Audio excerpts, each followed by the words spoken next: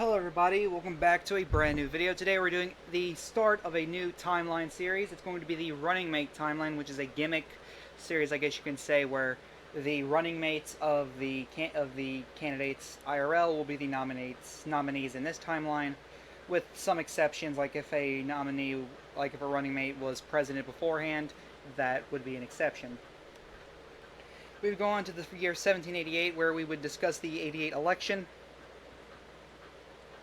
Federalists would nominate Ambassador John Adams, and Democratic Republicans would nominate Governor George Clinton, and George Clinton would do very well in Pennsylvania, which is pretty much a state that the Democratic Republicans or Federalists need in order to win elections, as well as Maryland and Delaware, and thus George Clinton would win this election, defeating John Adams, so he'd be the first president.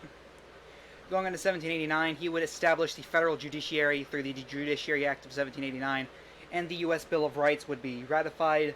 A thing to note: the Northwest Indian War is still going on, as it was going on during the was going on while we were under the Articles of Confederation. Going on to 1790, he would authorize the first U.S. Census. He would also establish the U.S. patent system. He would create the Southwest Territory. He would set the capital in Washington, D.C., naming it after General George Washington. He would just be known as the General of the Revolutionary War, and that is it. Nothing more than that.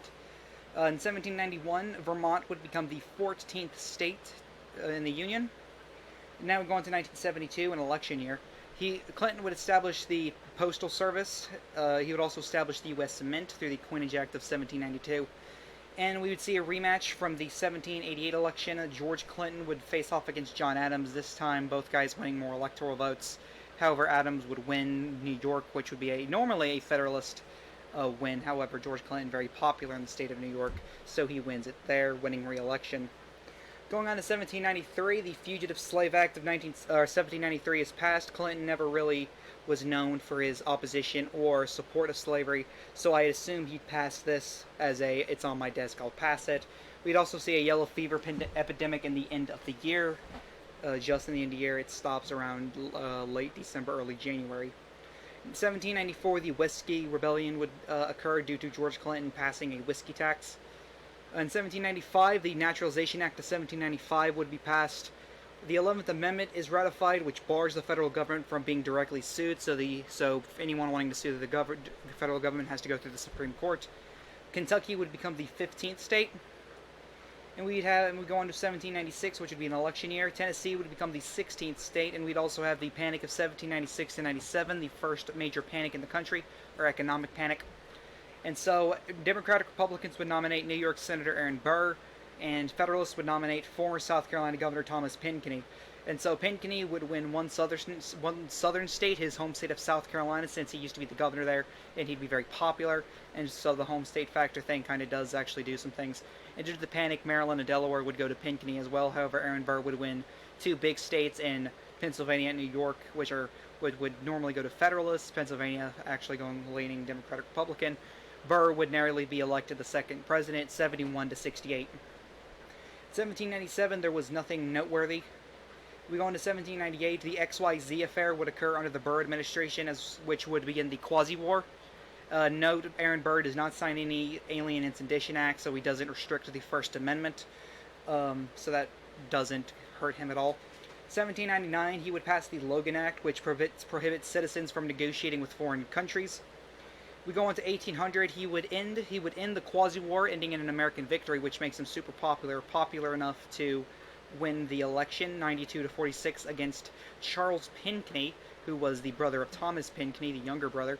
And however, unlike his brother, he couldn't win his home state of South Carolina, so Burr would end up winning this election, winning re-election. 1801, there is nothing noteworthy. Going on to 1802, President Burr would reorganize the federal judiciary through the Judiciary Act of 1802. Ohio would become the 17th state admitted into the Union.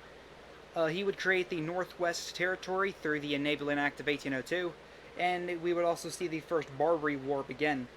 Going on 1803, President Burr would authorize the Louisiana Purchase, which makes him very popular with the American people. Before you ask, he's unpopular with the legislature, popular with the people, so he kind of stays in power through there. 1804, President Burr would have to pledge not to serve any more than 3 consecutive terms because the Federalists and even some Democratic Republicans are kind of scared that if he were to serve any more than three, it could create some sort of dictatorship, and that's not what they're wanting.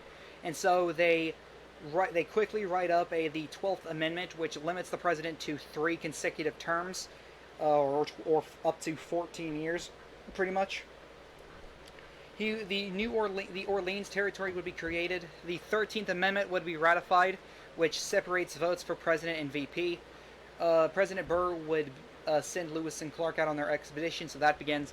And Rufus King, New York Senator Rufus King, would be the Federalist nominee, and so this creates a more close election. So Aaron Burr would still win this election through Ohio and the new states of Kentucky, Tennessee, and all that. Aaron Burr would win a 3rd term. Another thing to note, the Burr-Hamilton duel does not occur since Burr is actually very strong. Alexander Hamilton never had the opportunity to screw him out of an election, out of the presidency, so there is no need for a duel. There would be a lot of tensions between the two, but it never gets to a duel. 1805, the First Barbary War would end in an American victory, which makes Aaron Burr super popular. The Lewis and Clark expedition would officially end, as we can now start adding these states to the Union. And in 1907, President Burr would veto the Embargo Act. It would be passed by a bipartisan manner. However, Burr would veto it because he would know that it would be unpopular. It seems like something he would also do, which prevents him from becoming unpopular with the American people. 1808, Aaron Burr would sign the act prohibiting the importation of slaves. He would pass that, which, doesn't really affect much. Southerners might hate him a little bit, but it won't do that much damage. And so Democratic Republicans would nominate Aaron Burr's Secretary of War, James Monroe, while Federalists would once again nominate New York Senator Rufus King yet again, and James Monroe would win this election 103 to 72 to become the 3rd president. So in this timeline, Federalists never get a person in office. And so that's where we're ending it. Thank you guys so much for watching. I hope you enjoyed this video. This is the Chaotic One saying peace. Don't forget to follow my Twitter at Chaotic Politics.